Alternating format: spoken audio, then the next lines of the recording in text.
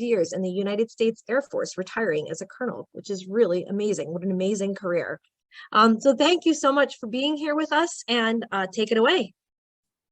Great, thank you so much. Let me go ahead and bring my slides up, and we'll make sure that is all ready to go. Let me make them full screen.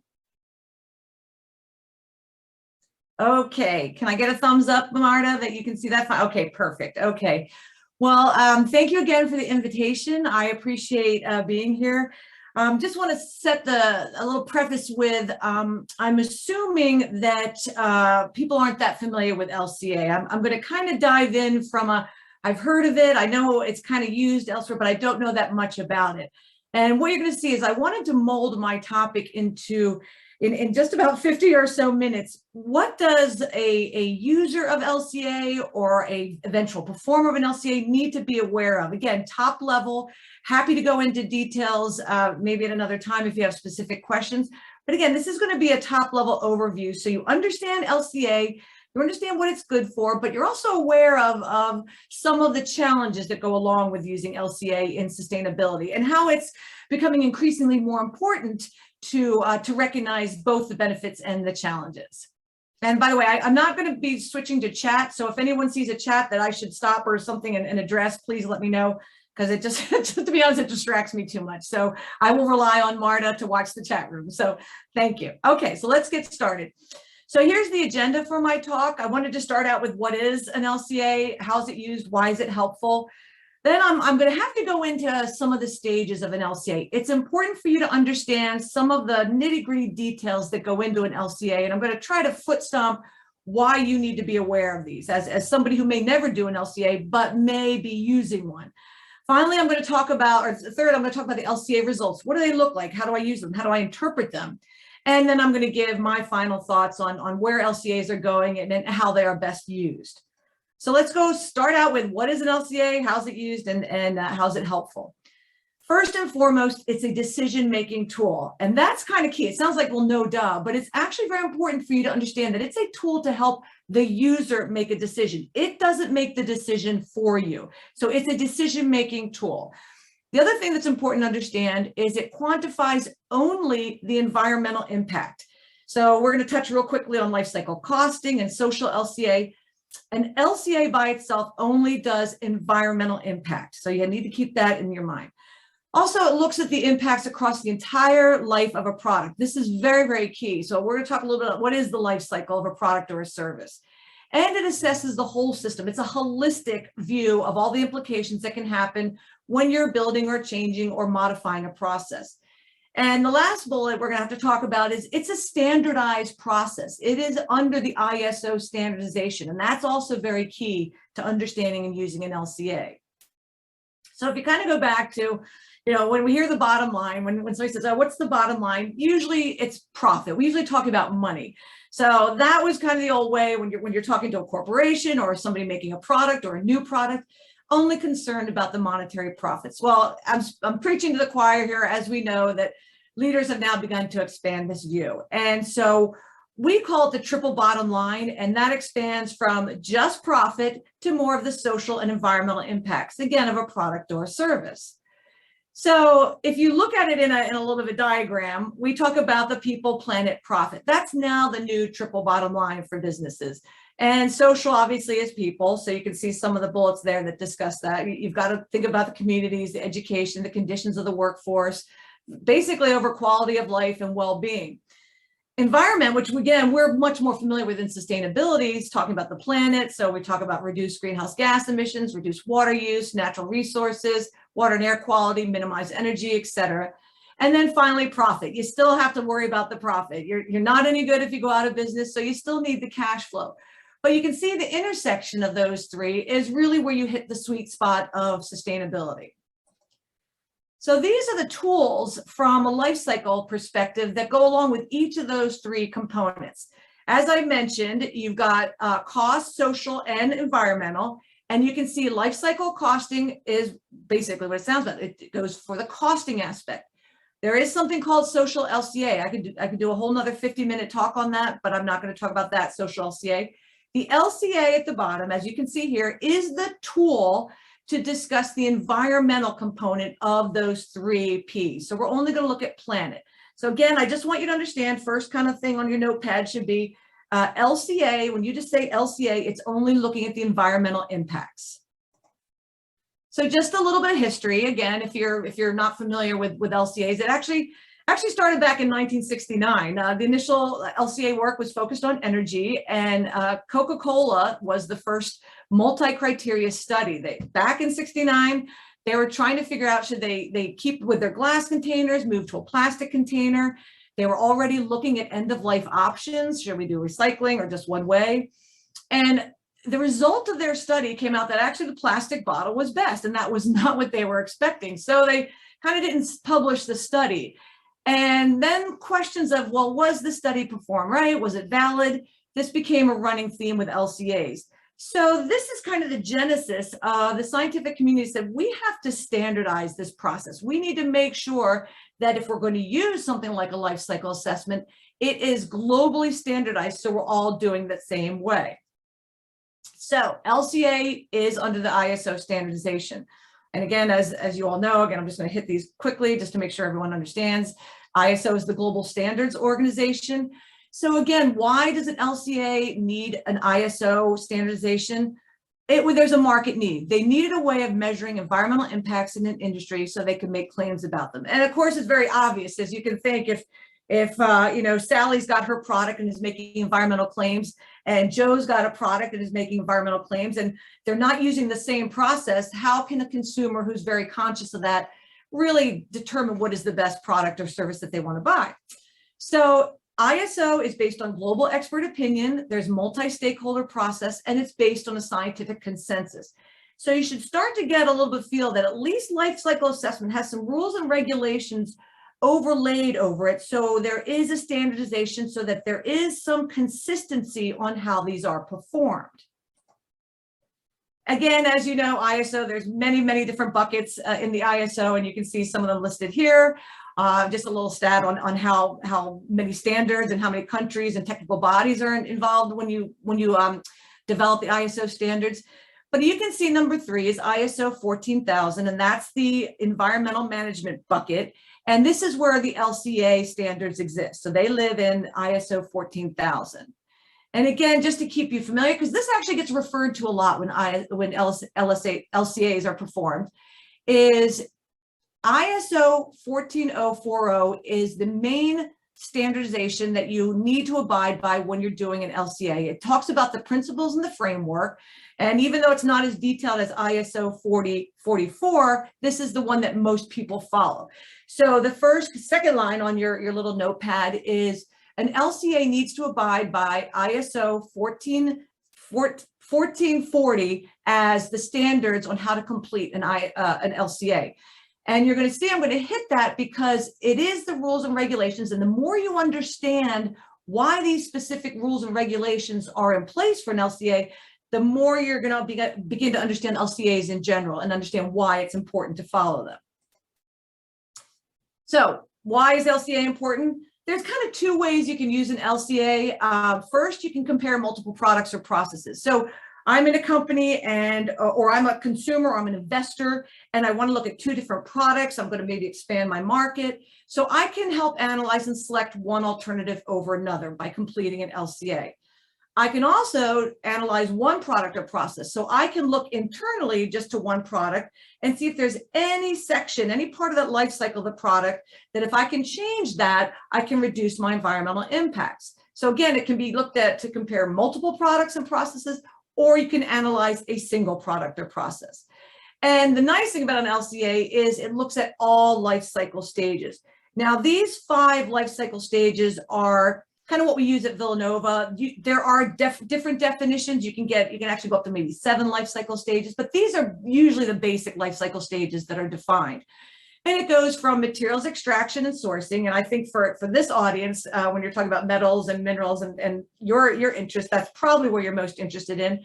But it looks at materials extraction, sourcing, kind of the birth of the product, through manufacturing, through distribution, which includes transportation, including packaging, through the use of the product, which actually can sometimes have a surprisingly big effect, and then your end of life or your disposal. So again, an LCA can look at all of these life cycle stages. So again, how is it, let me move this little thing, I gotta move this. So how is it useful? So again, environmental impacts, but the use of this is you actually can quantify environmental impacts. One of the challenges that we always have in sustainability at Villanova is the lack of quantifiable. I mean, when you get to, how do you quantify social impact? Costing's a little bit easier, but when you start talking about environmental, we want something that's quantifiable. I want to be able to compare something with a quantity. So again, I can make a decision based on quantifiable data.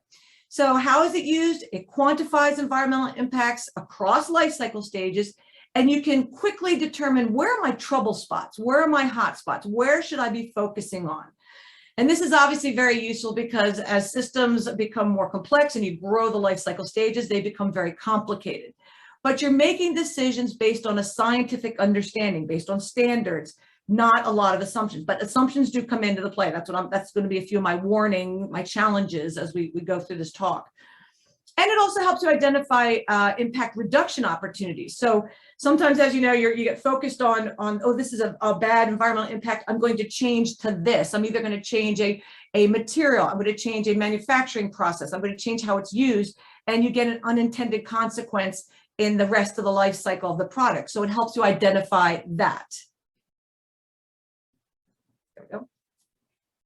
So again, how is it used? First and foremost, it helps you structure and organize relevant parts of a life cycle. And this is the tough part. I'm giving you a little bit of the heads up ahead of time, is when we get to that stage of an LCA, structuring and organizing complex parts of a product or even a process is tough.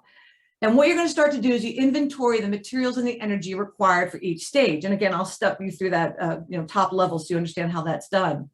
Again, it helps you identify and quantify the environmental trouble spots. Where are the big payoffs? Where should I maybe be modifying that is not maybe that complex, but look at the environmental impact reduction I get. And it also helps you track performance. You can change an input, a material or an energy. Let me see how that changes my environmental input. And I can do that before you make the changes. So think how valuable that is before you spend a lot of time and money changing either, again, a material or a packaging or a use or a manufacturing process. You can run an LCA and see, did I get the results I thought was going to happen, or maybe something else is going to happen that I maybe don't want. So let's hold off before I actually make those physical changes. Here's the first cautionary though. It is not a cure-all. When I teach this at Villanova, one of the things that I have to preface it is, especially with engineers, we really like things to be 100% certain. We like the answer to be, that's the answer and there's no doubt about it.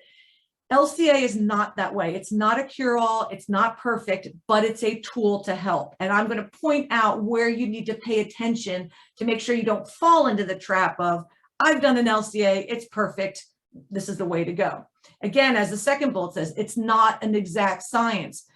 There are a lot of assumptions that go into an LCA that are perfectly fine as long as they're documented and transparent to the user or the reader, whoever's actually asking you to do this LCA. But it is a key part of the sustainability toolbox. So even that's why I kind of titled this is there's benefits and challenges. And your first warning sign should be, if anyone says LCA is the end all be all and it's perfect and you never need to do anything else, then they really aren't understanding how an LCA works. But it is a key tool and it's going to become increasingly important, which I will end my talk with. Okay, so that's an LCA. How is it used? Why is it helpful? We're going to go into the stages of actually doing an LCA. I'm not going to go through all of it because that's a 14-week course, but I'm going to hit just a few of the highlights of, even if you never do an LCA, what you need to pay attention to if you're going to use an LCA as a reference or use an LCA as part of your either research or something that you're just interested in, or any of your document or literature review, and what you need to understand, and more importantly, why. So the ISO defines all this. So this is the global standardization. So you must have 4 stages in a life cycle assessment, and you can see them listed here: goal and scope, inventory analysis, impact assessment, and interpretation. That is globally standardized. So let's just talk about goal and scope. And sometimes, again, as engineers and scientists, we kind of think, oh, let's get to the good stuff. Let me get to the meat of it, the inventory and the impact. The goal and scope in an LCA is absolutely critical to understand because it sets the tone for the entire LCA. So I'm going to take a moment and talk about that first stage. So again, these are standards. If you read, and by the way, I'm going to put a little disclaimer, there's a lot of poorly written LCAs out there. So the smarter you get on what a good LCA is, the better you can then use for your purposes. So the goal per the ISO says you have to address the following. You need to state up front, what is the goal of this LCA? What's the intended application? Am I doing product development? Or am I going to modify a product? Am I going to do a comparison of alternatives? Maybe it's for marketing. The second one is you have to disclose your intended audience. Is this going to be internal, external, engineers, executives, clients, etc.? To whom are you going to communicate these results? And the third part of your goal, which is very key, is are the results going, especially if they're going to be used in a comparative assertion, are they going to be disclosed to the public? Because you get a whole bunch of requirements then if you are. A third-party independent review is required if you want to do this. So again, if Sally's company, Sally makes a doohickey and she's gonna put on an ad or somewhere on the internet, her product is better than Bobby's, she better have a third-party independent review. And again, there's a lot of restrictions under that. And as you can see, there's for good reason. You can't just have people say my product is better than yours because it really defeats the whole purpose of what an LCA is. So that's your kind of first thing to pay attention to. You want to make sure that that LCA, the goal is set up very clearly, why they're doing it, who's the audience, and do they intend to release this to the public? If it says yes, there better be a critical review in that LCA. The scope, what a laundry list. So this is the ISO standards. Remember, we're just in the first stage of an LCA. This is the scope of the life cycle assessment. All of these bullets here must be identified in your scope, again, per ISO standards. And I'm only going to hit, I promise you, I'm only going to hit like 2 or 3 of these that are just to pay attention to. But again, you should see, this is getting you smarter to say, okay, I know if I'm looking at an LCA or reading an LCA, I know what better be in that LCA if they're on top of things and doing it properly. So let's just start with the product system to be studied. This is kind of, it sounds kind of no duh, but it's actually kind of key to the whole perspective of doing an LCA. You've got to step away from what a product is to what a product does. So again, sustainable engineers, we like to think a little differently. I think that's always been, we look at things, well, why do we do it that way? How about this way? This is the first step in an LCA where you have to start thinking a little differently. You need to define the function of a product. What does it do? Not what it is, but what does it do? And this is sometimes harder than it sounds. I've listed 2 very, very easy examples. When I teach, sometimes the pen, the one, what is the function of a pen? Sometimes that even gets people thrown off. Oh, it writes. Well, actually, no, a pen does not write. It just applies ink to a paper. So the first thing you want to pay attention to is what is the function of the product or service? And that's going to come into play as you see in the next step. So first thing that you need to understand is in the scope, they define what the function is, not what it is, but what it does. The next one that is a key part that you need to pay attention to is an LCA will set boundaries. You can see 3 of them here: system boundary, temporal boundary, and geographic boundary. System boundary is the one I'm going to talk to you about because it is, again, very key to understand, again, if you're just even reading an LCA and interpreting an LCA. Temporal boundary and geographic, I'm not going to go into. It basically means the time period of your data, and the geography, where you're getting your data from, what country, you have to disclose that. But for the purposes of this talk, I'm simply going to talk about that first boundary, which is called systems boundary. It's also called operational boundary. What a system boundary is you're telling the reader what life cycle stages will your LCA cover. You are not required to do a cradle to grave. In other words, you don't have to do all 5 life cycle stages. In fact, it's not common for an LCA to do all the way cradle to grave. Usually it will just do maybe 2 or 3 portions of a life cycle assessment, but the system boundary must state which life cycle stages are covered in your life cycle assessment. Keep that in mind because I'm going to, at the very end, I'm going to talk to you about a company that almost got in trouble, but this saved them because they are transparent about what life cycle stages were included and almost as importantly, which were not included. Very important. So just an example, do you want to look at the entire life cycle, or are you just looking at the manufacturing stage of your product? Are you looking at just the material and energy inputs and the emissions and waste from that stage? How about if you want to include the materials acquisition and processing stage? So again, systems, but you have to tell the reader and set what systems boundary are included in my LCA. And it can start to get pretty complex. So that's why, again, it's not very common to do a cradle to grave. You can do it, but each stage of your system boundary, you have to do the materials and the energy and the emissions and waste. So again, it can get very complex. So just as important, you can see that last boundary, or that last bullet down there, the reader needs to understand what is included or excluded from the systems boundary. There's my another little pay attention to this, write that down. If you're looking at an LCA, a report, and you can't quite determine, that's a red flag. It should be very clear for whomever performed the LCA. It should be very clear what life cycle stages they are including and what life cycle stages they are not. Functional unit, again, we're in the scope. Functional unit is the third and final component of a scope that I think, again, as a user of LCAs, you need to pay attention to. A functional unit is something that quantifies the function. So remember, we're describing things not as what it is, but what it does. This is the second most challenging part of doing an LCA. You have to define a functional unit as a common basis for comparison. And I'm going to give you an example because, again, in the real world and in classes, it takes a couple of weeks. You know, this is something that we go over and over again because it's not completely intuitive. But again, I'm trying to give you some little helpful hints on what you need to pay attention to in an LCA. It should actually state in the scope, the functional unit of this LCA is dun, dun, dun, dun. If you cannot determine based on this LCA what it is, that's another red flag. It should be very clear to the reader or the user, what is the functional unit they are using in LCA? And again, it should be described as a function per time period. And this is tricky because you need to define something that can be used as for all comparisons. I'll give you an example. So let's just keep it kind of simple, but I'm just trying to, again, make you just aware of another kind of key challenge of LCAs. So let's just take something that Fairy is actually a British detergent.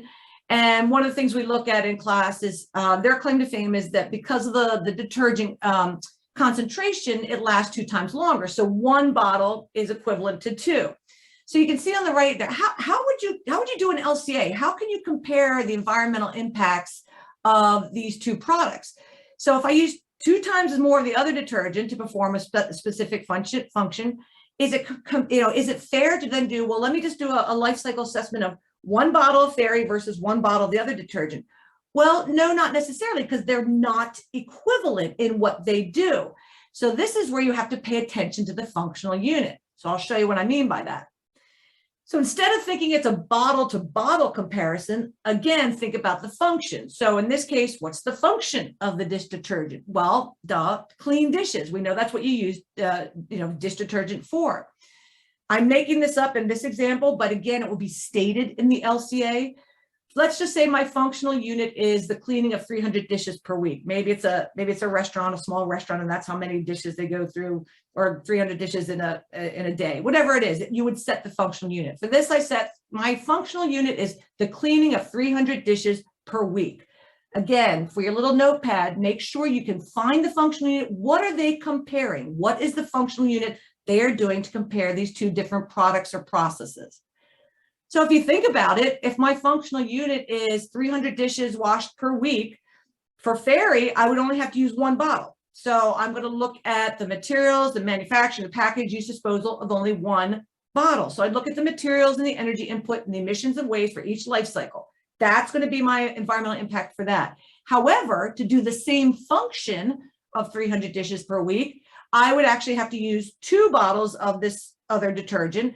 So my inputs and outputs would be 2 times as much. And I have to do twice as many materials because I'm using twice as much product to get that same functional unit. So again, the functional unit sets the comparison framework. Now you're probably already saying, because we're very smart and we're scientists, and we say, well, wait a minute. you can kind of make the functional unit maybe benefit your product. That is exactly true. Again, challenges of LCA. That is why you have to be very transparent and set right in the scope. We're still introducing the LCA. What is your functional unit? So you're not trying to pull a fast one on the reader and say, hey, I picked this functional unit because my product's going to do better. You're stating it right here. To perform this function, I'm going to compare these two products. So key item is functional unit, compares the products that you're looking at. It sets the framework. Last example I'll give on this because it is important. You guys have probably heard this one a lot. It kind of goes around every holiday season. You know, which has the better environmental impact, a real or an artificial Christmas tree? Well, everyone groans at this answer. The answer is, it depends. And again, if you guys are familiar with this, I apologize, but I'll just go through it. It's my last example on why functional unit is so important. It depends. So let's take a look at that. So real versus fake tree. Let's step back. First thing, you have to step back and you say, what is the function of a Christmas tree? Well, it provides Christmas joy. I mean, that's the function of a Christmas tree. Okay, it doesn't really do anything else except maybe lift your spirits or represent a holiday. So for this example, we say the function is Christmas joy. And if you look here, there are 3 different functional units. Christmas joy for one holiday season, that's my functional unit. If I do an LCA with that, I would do 1 year of using an artificial versus a real, and you can see it builds here. What if I change my functional unit to the function is still Christmas joy, but my time period is 5 holiday seasons? And you can see I expand it then to 10 holiday seasons. So just changing the functional unit, let's see what that does to the answer, which everyone wants to get. You know, what is, just tell me which one has the lesser environmental impact. Well, functional unit number 1, if I'm just using Christmas joy for one holiday season, my real Christmas tree has the lesser environmental impact. Again, this is assuming your real tree is thrown away to landfill, and also your artificial tree. Everything goes to landfill after you use it. Let's look at the second one. If I keep my artificial tree around for at least 5 holiday seasons instead of using 5 real Christmas trees, now my artificial Christmas tree is giving a lesser environmental impact. And the same again for the 10 holiday seasons. Because the bottom line, again, in this one study, is you need to keep an artificial tree roughly 3.2 years.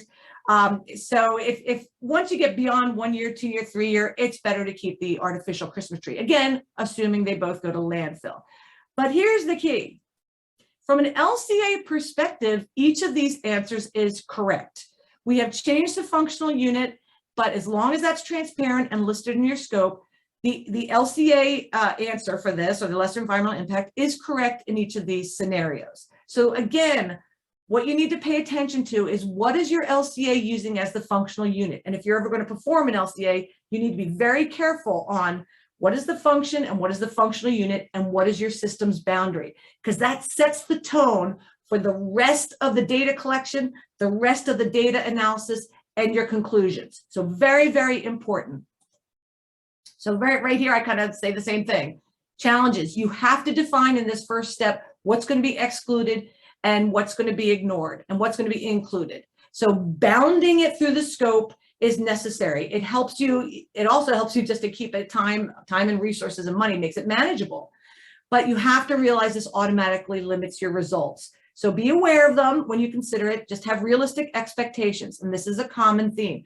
So this is kind of when I see the students get a little deflated at first because an LCA can be a little subjective. Well, yes, but as long as you tell the reader and you set it straight and are transparent, what are you looking at? What life cycle stages? What's the functional unit? You're going to be fine. So that's just the first stage. The second stage of an LCA is inventory analysis. This is the data collection. This is where you have to go now and get all the, kind of call it, ingredients to your cake. You know, you're kind of getting the ingredients to your recipe.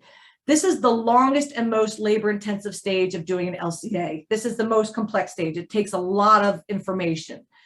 So you're building an inventory of all the materials and energy that go into each stage of a life cycle. For this particular one, I'm showing 3 life cycle stages: the manufacturing stage, the use, and the disposal.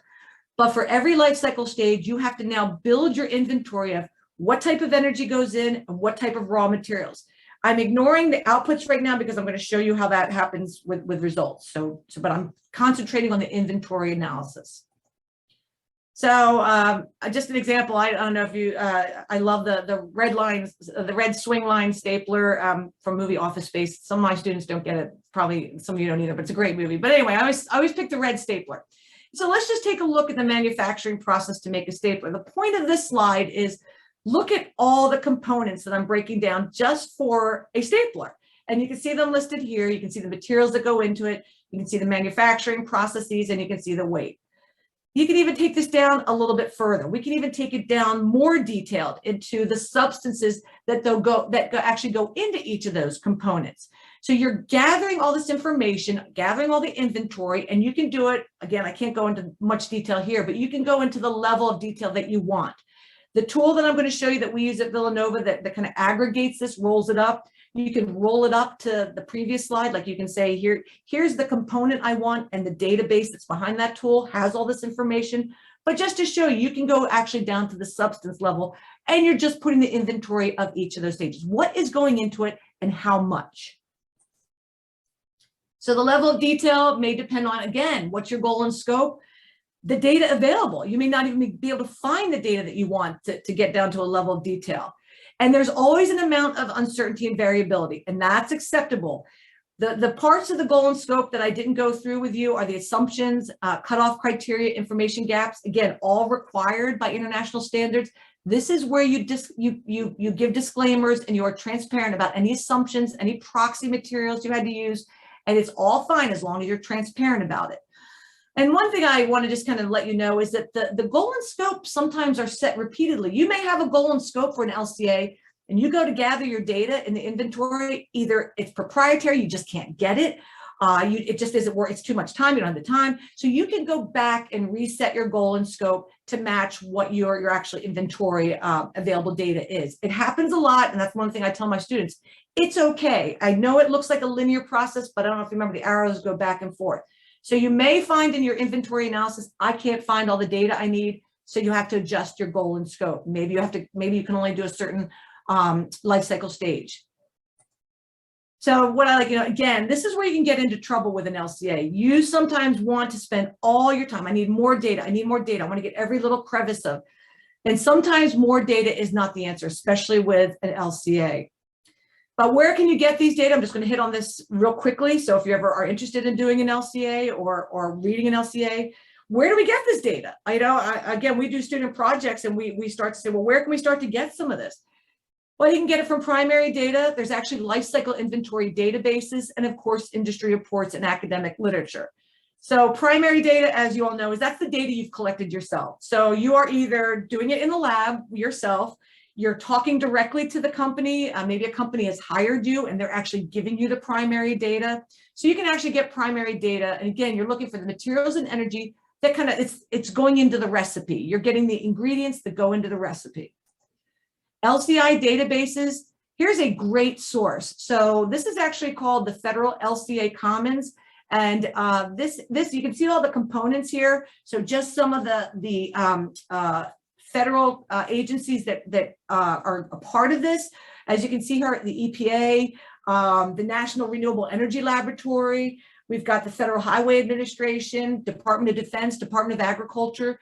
So this is a great one-stop shop. If you, again, are tasked to do an LCA and you want to go, I need some life cycle inventory data. Where do I find all this? Great source. So I would make a little note of this if you're ever interested in getting life cycle inventory data. Or you can use a commercial software. So you're going to see, I'm going to talk about this. We use a commercial software called SimiPro.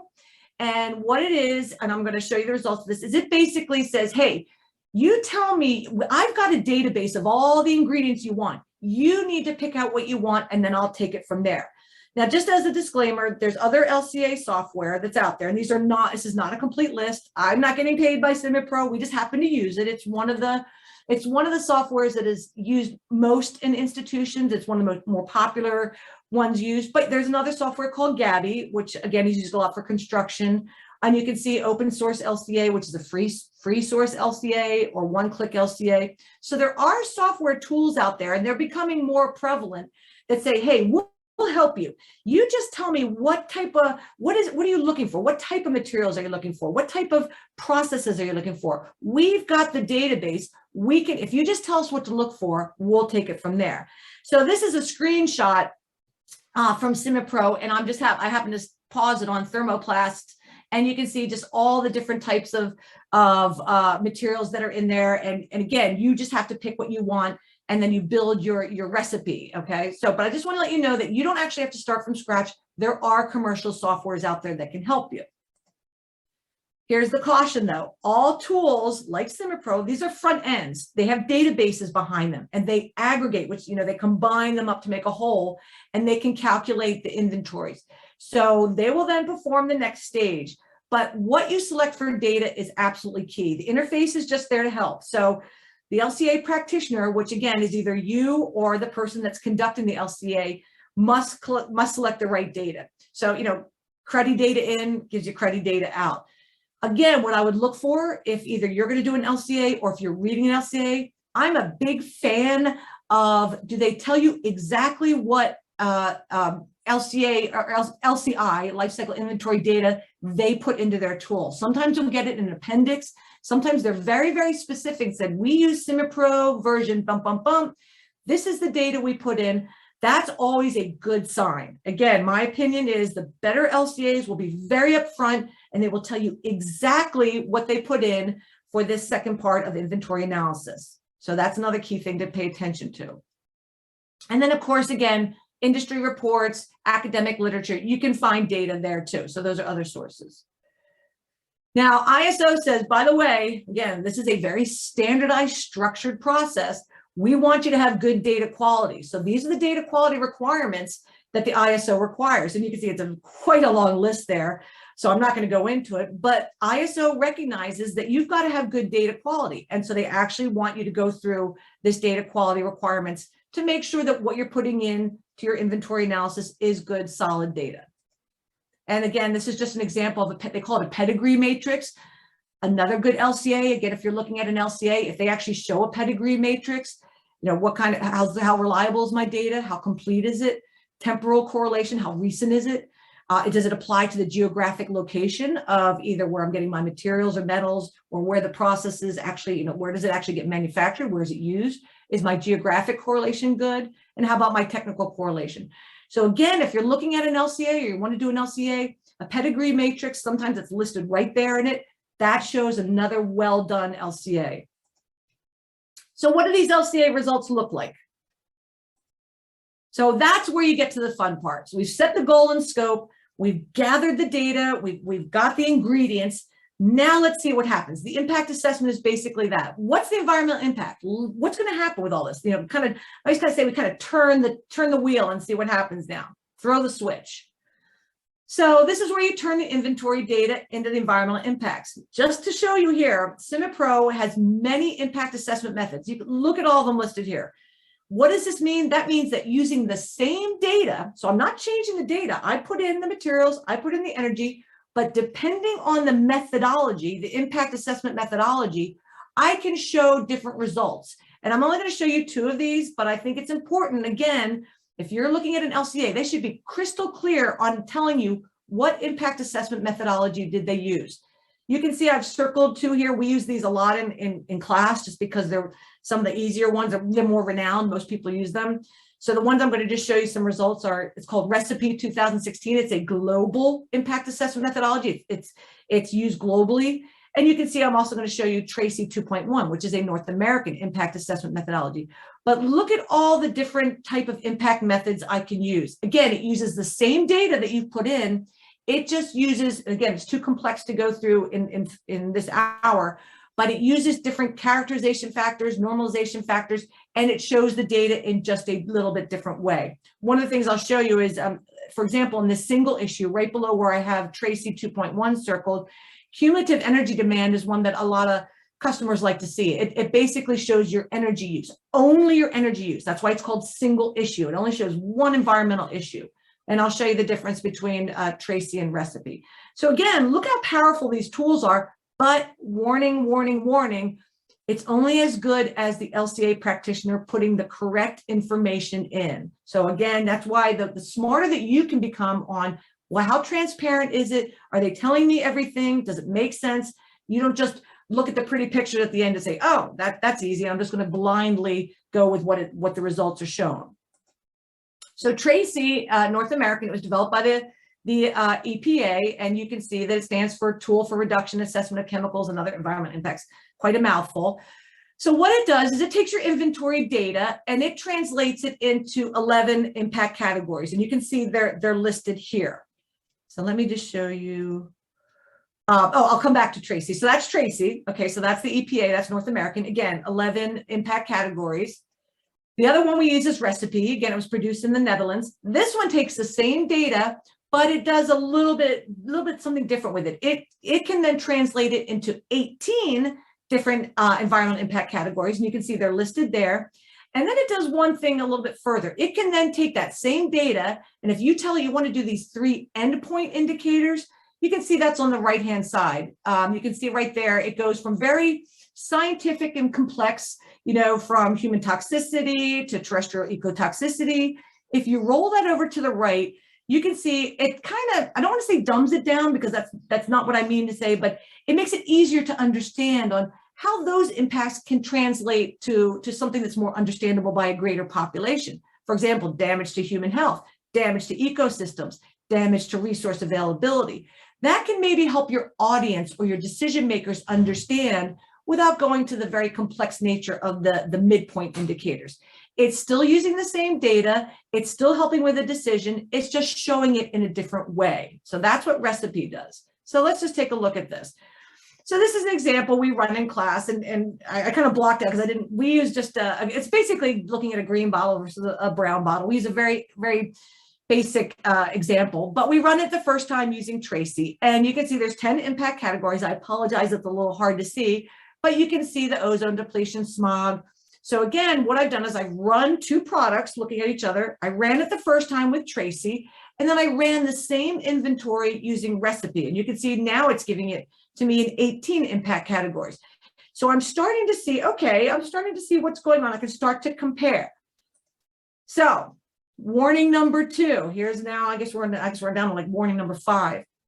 Here's the other thing you have to be very careful with when interpreting an LCA or reading an LCA. You have to be very clear on how they're presenting the data. There's kind of 3 things you need to be careful with. There's characterization data, and this shows the impact of a product within each impact category. You can't compare amongst the impact categories, and I'll show you an example. So you have to be very clear, and a good LCA will be very clear saying this is the characterization data. Normalization, and you all understand your normalization, you're now using a common reference point. So I'm normalizing the data. If it's normalization data, yes, now I can compare across the impact categories. So you have to be very clear on that. The final step that you can do in LCA is you can actually weight. You can weight the environmental impacts. And this assigns, and again, here's some more subjectivity entering into an LCA. So you have to be very careful, but a good LCA will tell you how any weighting was done. And this can be done, maybe the company that hires you or whatever priorities of whoever's funding the study may consider damage to ecosystems the highest of the priorities. So you may weight that impact higher. So there is a way to weight environmental impacts higher. You just have to be very careful and very transparent, so the end user knows that you have applied a weighting. So this is characterization data. So again, it's kind of the same thing. I'm just comparing 2 products, and you can see, and again, it's a very simple example. 2 bottles. One was, I don't want to get into that, but it's just 2 bottles that we compared. And the first thing you go, oh, well, I'll just count up the number of lesser environmental impacts. Maybe the green one's kind of better. Well, maybe the lighter green one. This is characterization data, and it has, and by the way, characterization data is mandatory in ISO. You have to show characterization data. The point here that I'm saying is if it's characterization data, I can't compare between ozone and global warming and smog. I can only compare within the impact category because the units are different. Okay, so again, if I had more time, I would go into each of those specific units, but the units for determining each of these environmental impacts are different. So you can only compare within the impact category. That's under characterization data. Normalization data, we have now normalized the units. So now I can compare across all these. I can actually look at this and I can say, okay, I can now say the majority of these environmental impacts are higher for whatever the green or the light green. So normalization data, you've now normalized it to a reference, and now I can kind of look at it as one big picture. So again, as a warning, if you're going to use LCA or look at LCA or interpret LCA data, make sure you understand, are we looking at characterization data or normalization data?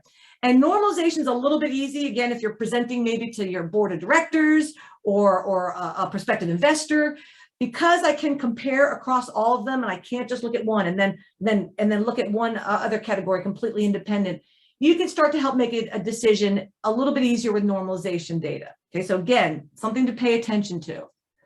And then finally, the weighting factor. So again, you can weight these different environmental impacts depending what's important to your university, to your studies, to your sponsor.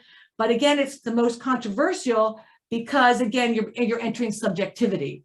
And I think the one point I want to make at the bottom is that the ISO, the international standards, do not allow weighting to be used in comparative assertions because again, it's so subjective. You can use it for internal decision making, but if you're going to present these results to the public, you cannot use weighting because again, it enters subjectivity, and we want to avoid any kind of greenwashing or spinning of the data, and that's what ISO recognizes.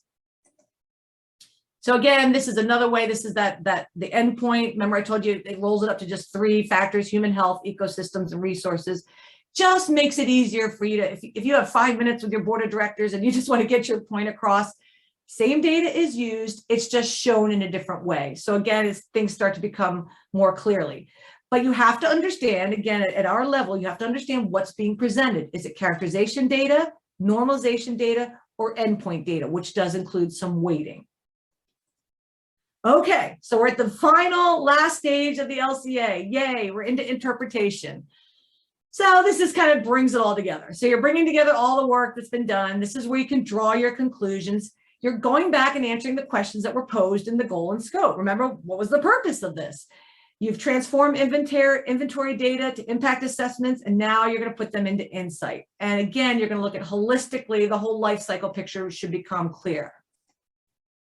So this is where you can make statements like, according to the data used, these assumptions that were made, this environmental model, with the relative potential impact of, let's say, a product or system is this. So if you're just looking at one product, or if you're comparing, you can say, again, according to the LCA, we can expect this product, this life cycle stage, to have a lower environmental impact compared to another product or life cycle stage. So again, you can look at one product and dive into it, or you can compare two.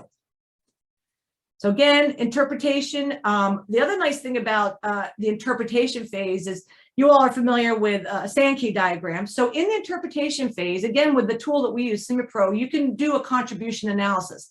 Fancy word for just saying, show me my bad actors, show me what's really hurting me in terms of my environmental impact. Again, as you may know, there may be certain metals or materials or minerals that are really throwing you off. And so there may be only a small number of inputs into your product or process that are causing the majority of your potential impact. So when you do a contribution analysis at the very end of an interpretation or your Sankey diagram, you can now focus your work and your decisions on those that'll give you the biggest bang for your buck. Where should I be worried about? This is just an example, cranking through a Sankey diagram. So you can see here, this again, please, this is just an example I pulled from a homework. So the data itself is irrelevant, but what I just want to show you is, again, you can start to see the wider and the width of the line going in says, this is where your environmental impacts are most prevalent. And the first one is showing human carcinogenic toxicity, excuse me. The lower one is showing terrestrial ecotoxicity. So you can run with the data and do a Sankey diagram or contribution analysis and say, hey man, where should I be paying attention to? It's not all the ingredients, obviously. Those are the ones that are really hurting making my environmental impact very high. So very, very handy. Again, that's part of your interpretation. Finally, you can do a sensitivity analysis. And again, I know you all know what a sensitivity analysis is, but it's one of the nice things about an LCA. So you kind of say, well, now that I know where my bad actors are, now that I know which are the doozies, let's change it. Let me change it to something and let me run my results again. Maybe if it's my electricity, what if I go 50% renewable? What if it's my packaging? What if I reduce that or use a different material? Let me change one thing, run it again, and then I can see my environmental impacts. And you can see I give some examples. So again, choice of material, maybe my energy source, maybe the location of where it's being produced or where my material is being extracted. I can run an LCA again using this tool, and now I can show the results through this new scenario, which is wonderful. Again, saves time and money, and can also maybe help you to avoid unintended consequences. So I'm going to finish up. I'm right at 50 minutes, so only about 5 more minutes. I'm going to finish up with my final thoughts. So again, LCA is great for decision making. It's for decision making on environmental impacts. You can't just let it run by itself. You can't just trust everything it does. You've got to control it, but it is good for decision making, and again, solely for environmental impacts. The customer, the reader in this case, so again, I don't want it just to be, if you never do an LCA, why do you even care? You may be using LCAs to build your thesis or to get research. You have to understand as a reader the assumptions that go into an LCA. You need to understand how to interpret the results. And LCAs, this is my opinion, are going to become increasingly important. And so is the ability to perform and to interpret these properly. And I'm going to just give you a few examples on why I think that. And again, transparency is key. So there are standards. The more that you see the assumptions, you see everything, the data that's been in it, the more that is laid out, the better the LCA. Excuse me. Transparency is absolutely key.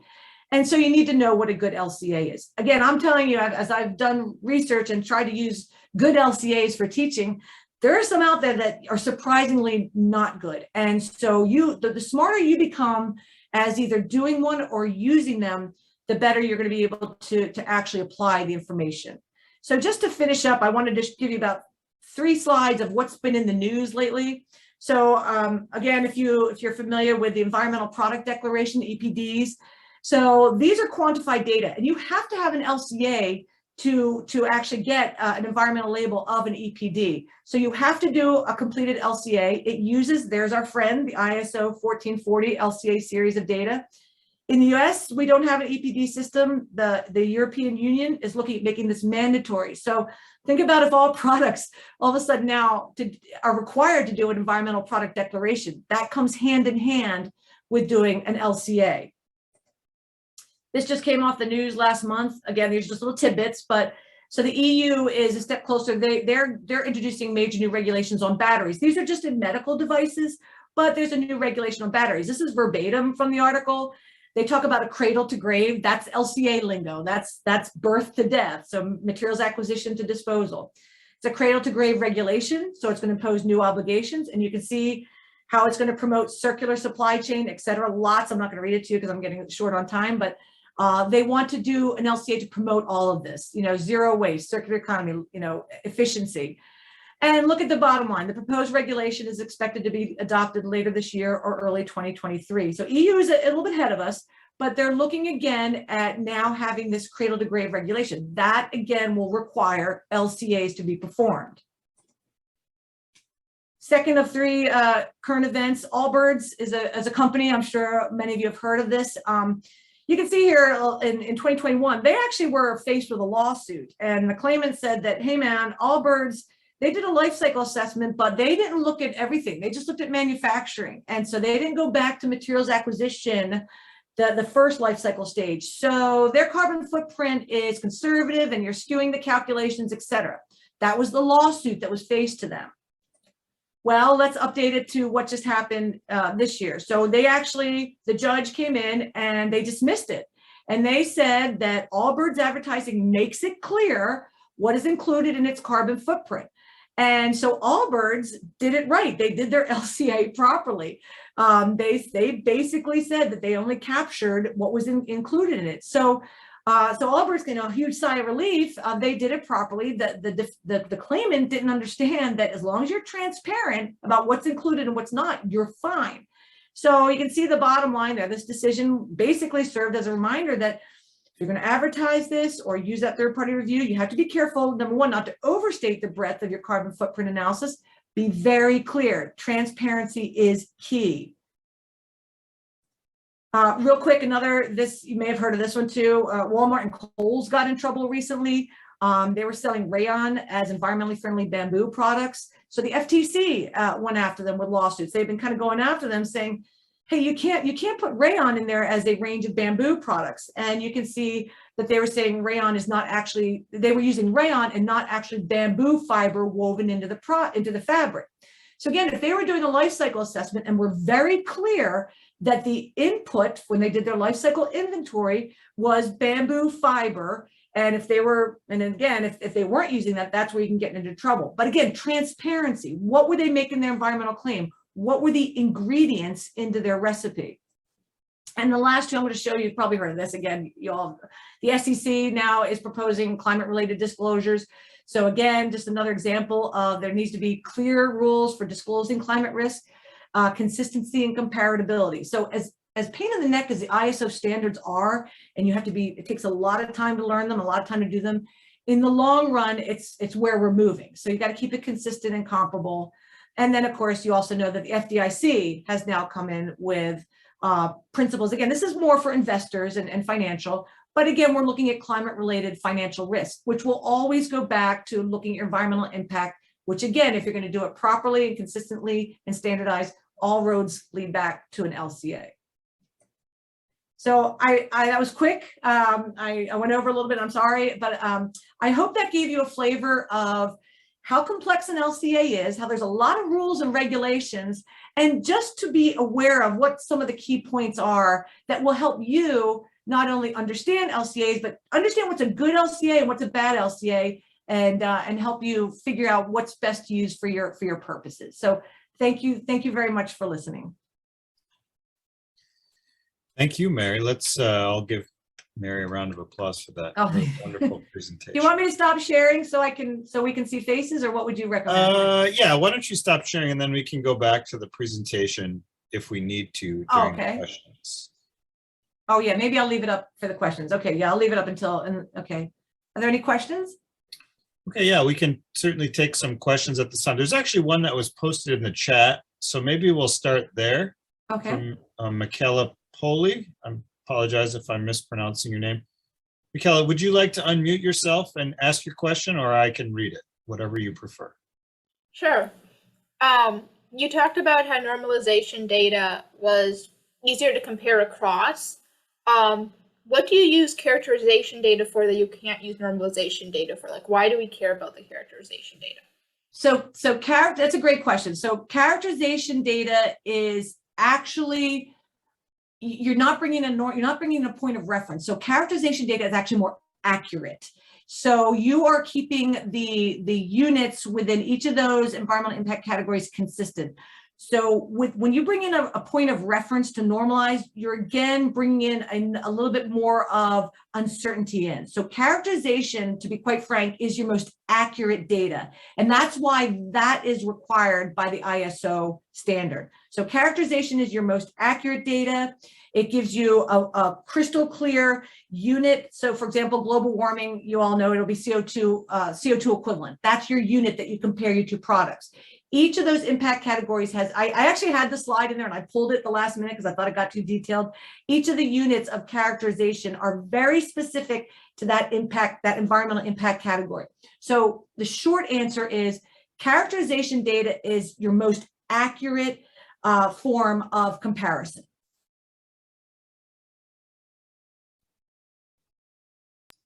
I hope that helped. Okay. So we have another question now from Cooper. Go ahead, Cooper. Hello, very interesting talk, Dr. McRae. After reviewing your talk, I was thinking about how LCAs can be compared a lot to accounting because you're accounting for different environmental impacts. Do you eventually think that LCA assessments are going to be incorporated into general accounting curriculums? Because in your talk, you were saying that you need an external party or auditor in order to conduct the LCA assessment with every individual company. And in order, I guess, for the LCA assessment, when you're saying it's going to get adopted in the EU in around 2023 or so, where every company is going to need to do one of these, do you eventually see it getting tied to a general carbon tax market in order to link, I guess, LCA assessments with shareholder value for companies? Wow, that's a great question. So, so let's kind of take that in piece. So your first question was kind of, it almost seems like it's now becoming an accounting standpoint, right? So again, so yes, so when you're looking just at environmental impacts, and just, I don't want to confuse your terms. So when you talked about accounting, so life cycle costing, remember we didn't talk about costing. So that's probably where you're going to get into merging that with any type of carbon tax, with any type of tariffs, any type of monetary pro or con is going to be covered in life cycle costing. So that's a whole different talk. But in terms of an accounting, in terms of environmental impact, if you can kind of assume your debits and credits are environmentally, yeah, no, you bring up a good point. We've talked about this. In fact, we have a debate. There's pros and cons to this too. I've got a little bit mixed feelings. So the nice thing about LCAs, you know, and again, it's what we have right now. The nice thing about LCAs coming on board and a lot of people paying attention, saying you've got to do these properly is, first of all, you're right. The business for third party critical review, which again, that's another talk. There's even, you always want to, it has to be external. Those rules to who can be your third party reviewer, but that business is going to start booming.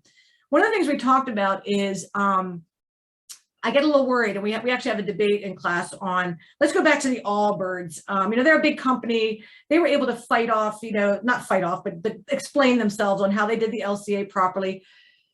Because it can be, like you were just mentioning, maybe if it becomes mandatory, maybe if you need a third party, are we going to almost discourage maybe startups or something? They just don't have either the expertise or the money or the knowledge to do LCAs. Will they be maybe scared off and say, well, gosh, I can get sued now if I even make a claim? You know, should we be careful on how regimented it should be? I mean, we just do it as a debate, you know, kind of figure out what, we don't want to discourage sustainability, but you have to keep it fair. So I think, Cooper, my answer is starting to see that, well, you all know though, that the SEC proposed it and there's been a huge backlash. I mean, there's just a huge backlash from the financial industry and you know, political organizations that just don't want to go this far. Say, you know, now you're mixing too much with the financial risk tied with climate risk. So I think an accountability is yes, it's going to emerge. And the companies that you can probably think of are the ones that are leading it anyway. So I don't know if I'm answering your question, but it does almost become part of the books. It's almost going to become part of your ledger in turn. And again, when you start bringing in the carbon tax or any pros and cons with financial, that would be accompanied with your life cycle costing. And you would look at that in conjunction with a life cycle assessment for the environmental. I hope that answered. Oh yeah, thank you so much. It was super interesting to me. Yeah, I really appreciate it. Great. Thank you for the question. I appreciate it. We have some time for more questions, if folks have them. I had a quick question actually, which is about the functional unit. I noticed that you had, I mean, it's funny to me to consider a functional unit for something, but I guess if we're going to take like the example of the pen, right, where the idea was the function is to dispense ink on paper. I guess my question is, how would one define, say, a functional unit for something like that? And the reason I say that is because the amount of ink that's dispensed might depend on how firmly you press on the pen. It may determine how humid the environment is around you, right? There's different aspects that determine how long, right? How long the useful lifetime, so to speak, of that particular function is. Yep. And there's obviously going to be variability in that in general.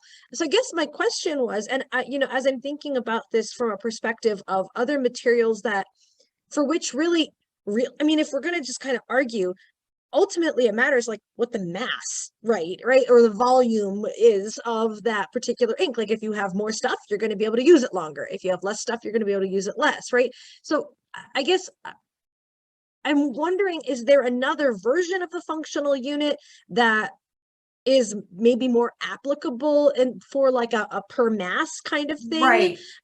That might be better for some of these things that are more use dependent?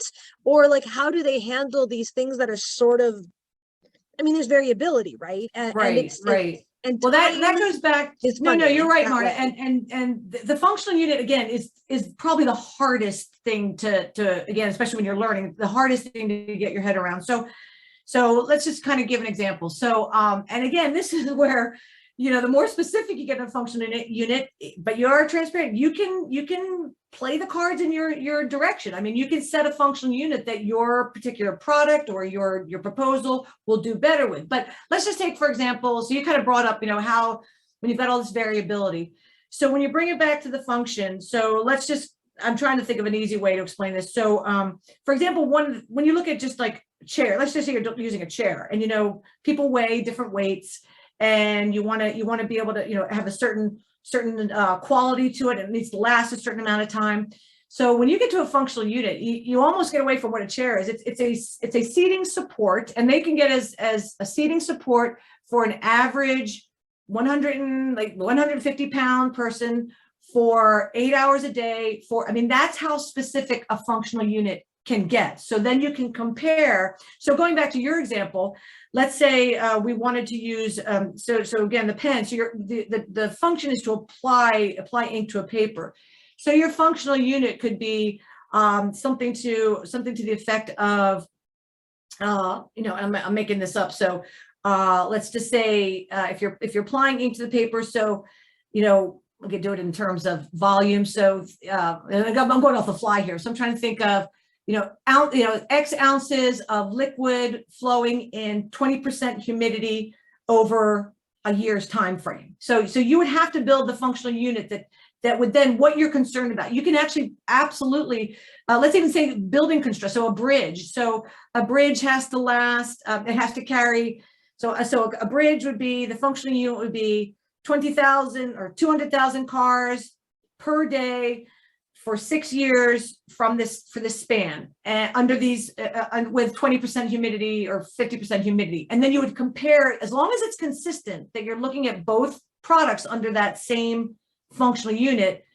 then you could determine, oh, if the material I'm using, I would only have to have I'd build the bridge once and I would never have to repair it because I've looked at that, or I have to use this type of material. It doesn't perform well in humidity. I'm probably going to have to use X more of this to compare it to those conditions.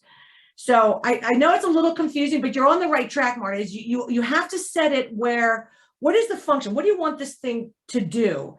And what are the specific conditions? And as long as that's transparent and equal in the comparison, then you can now start to build, okay, what goes into making that product A, what goes into make, or the process, and what goes into that product B? Would I have to repair one more frequently? How do I dispose of that if I do have to do 2 bridges in the terms? It won't last that long because of those conditions. You know, maybe you're putting it in a very humid, maybe you're putting it in a highly precipitated area. So so you can make it very specific as long as you're clear and you're comparing both to that same function, that you're not saying, okay, all you have to do bridge number 1 is last 5 years. This one I want it to last 1,000 years. You know, so that's kind of the whole, but it is the trickiest part, and it takes a lot of reiterations to get the functional unit set. And I think the important thing is again, for the viewers, is make sure that is crystal clear in any LCA. Either, you know, again, if you're using one or reading one, that should be very clear on what they are determining to be the function, because that sets the tone for everything. Great, thank you so much for that. I did get a question that was sent to me anonymously through the chat. So again, if you're somebody who would like to just share that, that's totally fine with me. And so I wanted to go ahead and just share, thank you for the wonderful talk on such a complex and customizable process. It piqued my interest and helped in my understanding. Do you mind discussing a little bit what got you interested in sustainable engineering? You had, a background in in the armed forces and military. Then all of a sudden it's sustainable, engineering. So that's kind of an interesting.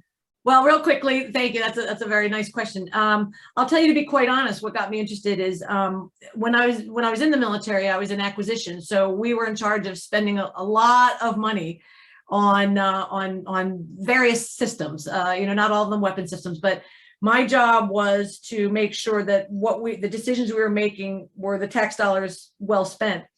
what I began to realize, and again, when I started taking sustainability, is and it's getting much better. It has gotten so much better. So let me put that out there.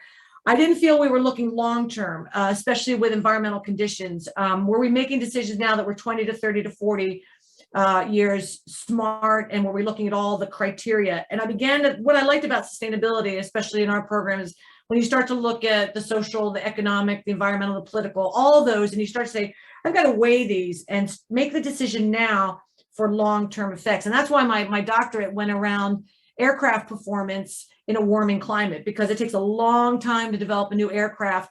And we're seeing the effects now of increased heat and increased humidity. Airplanes don't like to fly in high altitude, high heat, and high humidity. They don't perform as well.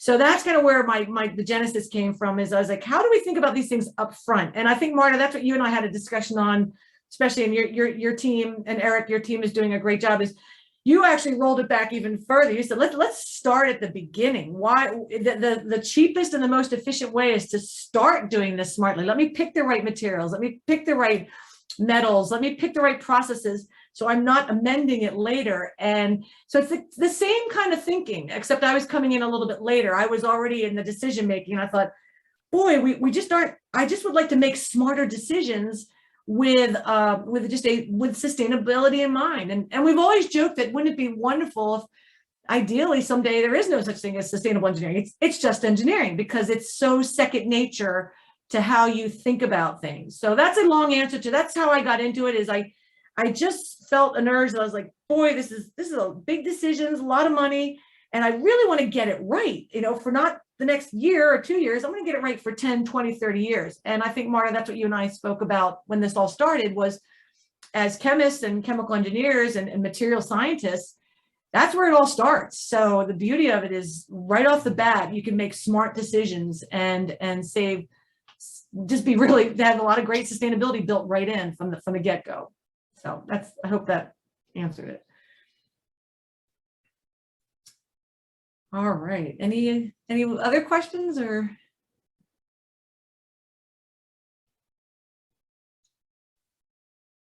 I had one more little one, if you don't mind. I did notice that when you had the ISOs listed, there was the one that you kept referencing as the standard, but then there was also one that was listed as energy management. And I was very confused as to why those are separate, because it seems to me that energy falls under environmental impact. So I wasn't sure how those are distinct. I want to say you had a 5 in it. Yeah, I think I know why. Oh goodness, now it's going to build.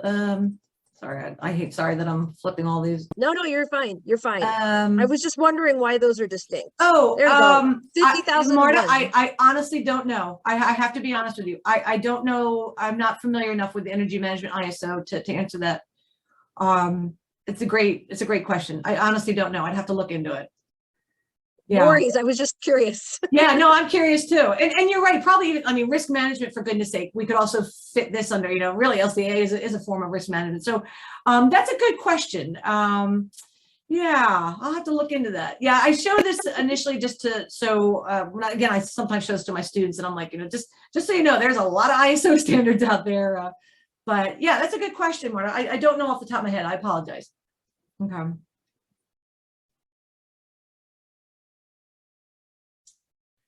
All right. Well, I see 12:13. I think I'm about to overstay my welcome, aren't I, Eric? No, not at all, Mary, but I think we're out of questions for you, so maybe we will stop there.